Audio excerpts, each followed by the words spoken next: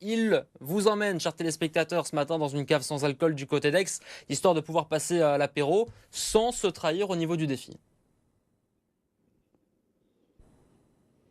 Exactement, et puis il y a du choix, hein, des bières, du rhum, du vin. On peut retrouver tout type de produits sans alcool et même parfois sans sucre. Ségolène, racontez-nous, vous avez ouvert à Aix-en-Provence en septembre dernier. Comment vous avez décidé justement d'ouvrir cette cave sans alcool?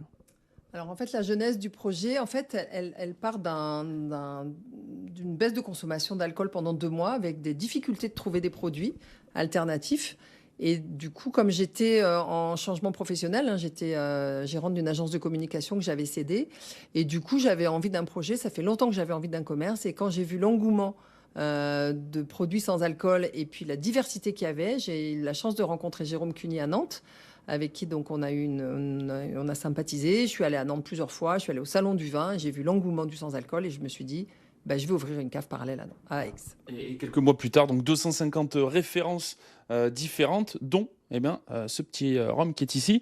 Alors, il est 9h11, je pense que c'est l'heure parfaite pour le rhum. On peut goûter ça. On va voir comme ça. Bon, je vais me prêter à l'exercice. On va voir si on retrouve le goût du rhum ambré, hein, du coup. Rhum ambré. Alors, je pose la caméra. Ouais.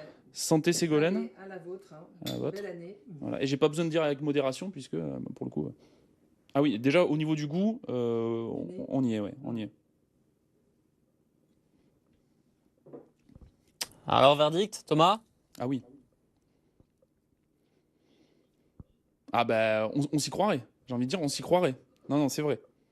C'est vrai qu'on s'y croirait. Et en plus, Eh ben, ça ce va. qui est bien, Ouais. Ségolène, c'est qu'on peut tout faire. On peut faire des cocktails. Par exemple, là, on a quoi? On a ginger beer, citron. Bah, pourquoi pas se faire, pourquoi pas un Jamaican mule, un dry Jamaican mule ou un dry kiri. Voilà, avec un peu de jus de citron, ça marche toujours.